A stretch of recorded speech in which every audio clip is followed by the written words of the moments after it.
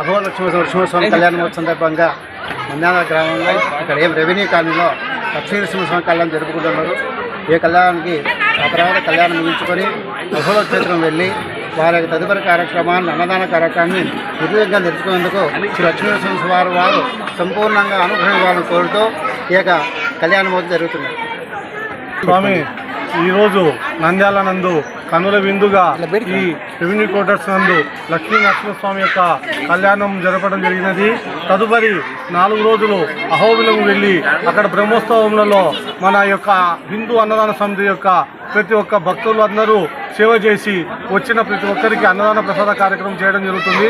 కావున నంద్యాల నుంచి అందరూ వచ్చి స్వామి యొక్క దర్శనం చేసుకొని మా ప్రసాద కార్యక్రమం కూడా తీసుకొని మమ్మల్ని ఆశీర్వదించవలసిందిగా కోరుతున్నాం. జై లక్ష్మీనరసింహ.